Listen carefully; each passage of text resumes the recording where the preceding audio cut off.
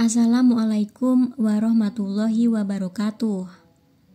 Tania, seorang atlet tenis muda, terjebak dalam konflik keluarga dan hubungan toksik yang menghancurkan mentalnya.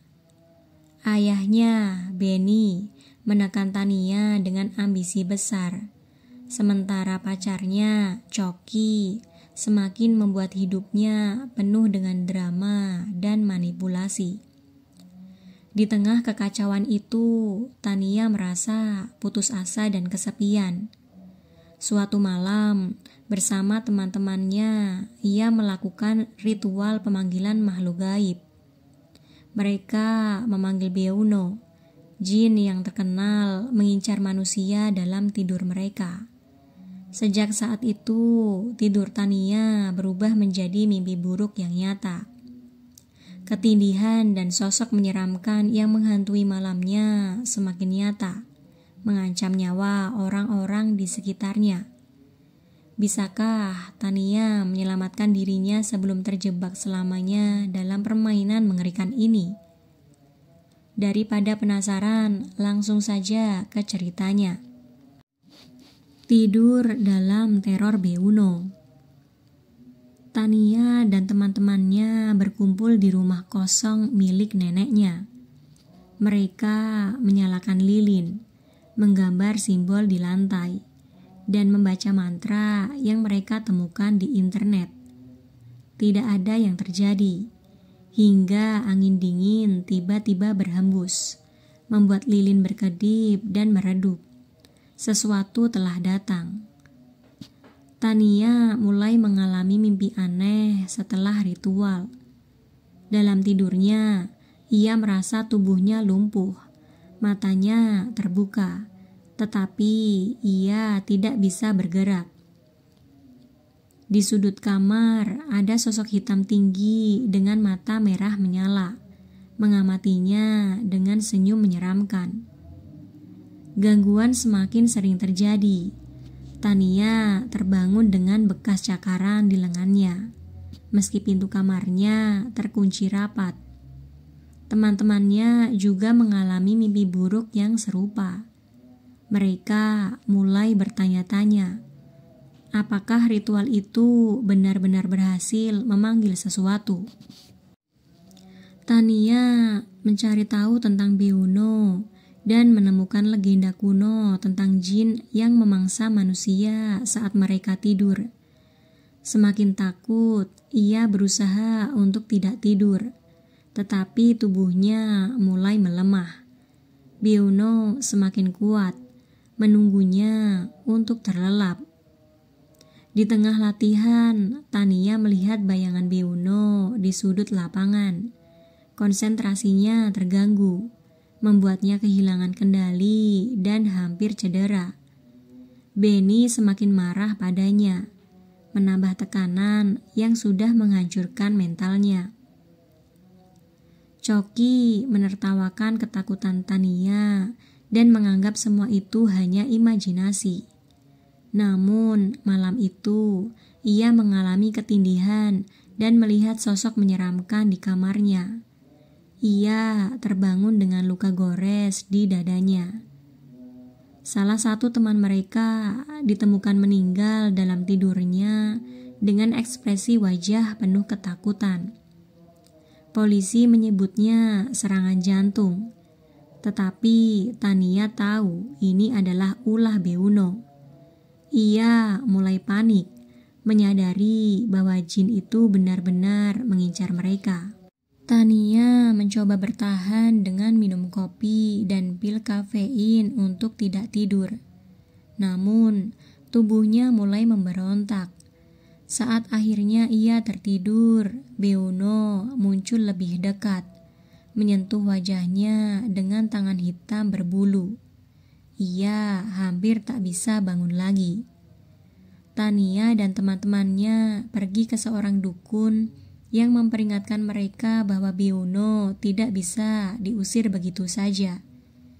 Mereka telah membuat perjanjian tanpa sadar, dan satu-satunya cara menghentikannya adalah dengan mengorbankan seseorang. Ketegangan meningkat. siapa yang akan dikorbankan? Ataukah ada cara lain untuk membebaskan diri dari kutukan ini? Tania harus membuat keputusan sebelum Beono mengambil nyawanya. Setelah kematian temannya, Tania mulai melihat bayangan Beono di siang hari. Ia merasa ada sesuatu yang terus mengikutinya, bahkan saat ia sedang bersama orang lain.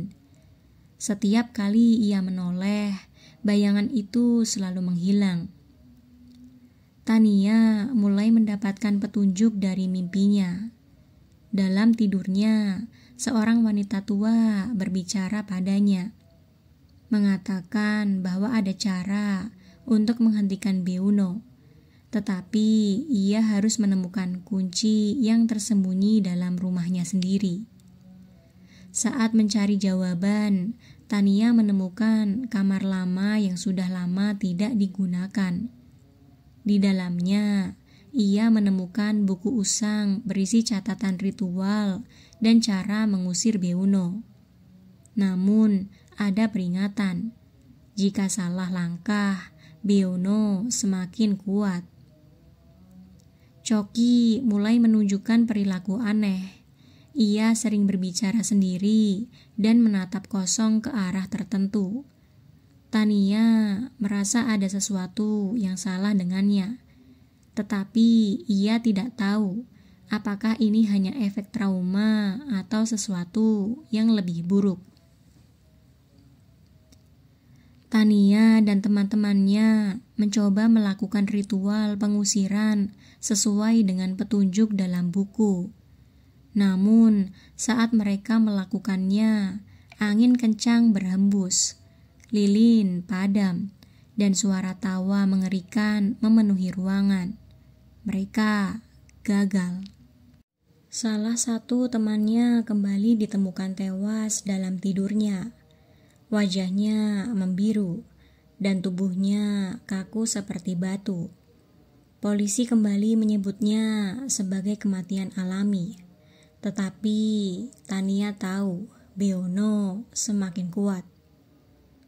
Benny yang sebelumnya tidak percaya akhirnya mengalami gangguan sendiri.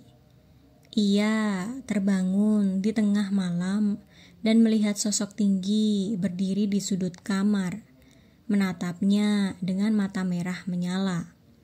Kini ia mulai takut. Tania menemui dukun lain yang lebih berpengalaman. Dukun itu memberitahunya bahwa satu-satunya cara menghentikan Beono adalah dengan mengorbankan orang yang pertama kali memanggilnya, atau mereka semua akan mati satu persatu. Tania harus memilih, apakah ia harus menyerahkan dirinya atau mencari cara lain untuk menyelamatkan semua orang. Waktu semakin menipis, dan Beono semakin dekat setiap malam. Saat semua orang kelelahan dan mulai tertidur, Beono datang untuk menjemput salah satu dari mereka. Tania terjaga, mencoba melawan, tetapi tubuhnya terasa lumpuh. Dengan sisa tenaga, ia harus melakukan sesuatu sebelum semuanya terlambat. Tania akhirnya menyadari bahwa tidak ada jalan lain. Ia harus berhadapan langsung dengan Beono untuk menyelamatkan semua orang. Dengan sisa keberaniannya, ia mempersiapkan diri untuk menghadapi jin itu. Saat tertidur, Tania memasuki dunia Beono. Ia melihat bayangan kelam yang menyeringai ke arahnya, bersiap untuk mencabut nyawanya. Namun, ia mengingat petunjuk dari buku ritual dan mencoba menggunakannya. Di dunia nyata, Benny dan Choki menemukan Tania tidak sadarkan diri. Mereka berusaha membangunkannya, tetapi tubuhnya membeku seperti batu. Dukun yang membantu mereka mengatakan bahwa jiwa Tania sedang bertarung di dunia lain. Dalam pertarungan sengit, Tania menemukan bahwa kunci yang dimaksud adalah dirinya sendiri. Ia harus melawan ketakutannya untuk bisa keluar dari jeratan Beuno dan mengusirnya selamanya. Di dunia nyata, Choki mulai mengalami gejala aneh. Matanya berubah hitam pekat, dan ia mulai berbicara dengan suara yang bukan miliknya. Tania harus bertindak cepat sebelum Beuno mengambil alih tubuh Choki. Dengan bantuan dukun, Benny dan teman-teman Tania melakukan ritual terakhir. Mereka membaca mantra yang ditemukan di buku ritual, berharap bisa menarik kembali jiwa Tania dan mengusir Beuno selamanya.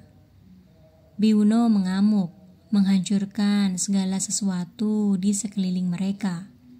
Rumah bergetar, dan bayangan hitam mulai memenuhi ruangan.